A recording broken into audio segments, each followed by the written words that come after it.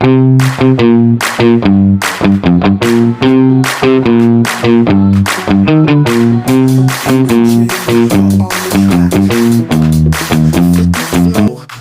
everyone, here we have the warm-up, which is the knee hugs.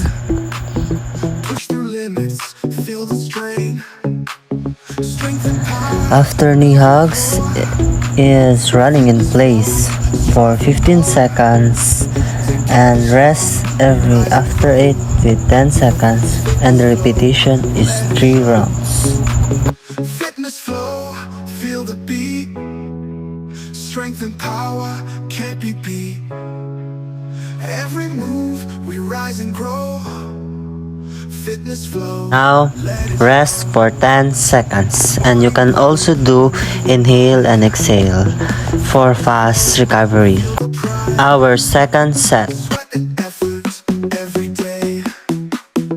In the zone, we find our way. Every heartbeat, every mile. After the second set, rest for 10 seconds. Then continue for 3 rounds. FYI, the modern frisbee was popularized by Walter Frederick Morrison in the late 1940s. And name frisbee came from the Frisbee Pie Company, whose pie plates were tossed by college students. After it, rest and inhale, exhale for fast recovery. Next is the pivot foot, or the pivoting in frisbee. Rotate your body left and right, simulating a throw stance. It's either backhand or forehand throw. Pivoting, one foot stays planted while reaching to throw. So in here, I demonstrate the backhand throw, or the most common throw, gripping the disc, swing across the body. And next is the forehand, or the flick throw.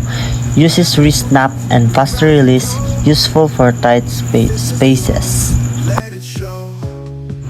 Now this is the second set for our drills. Pivot foot in simultaneous a throw stance.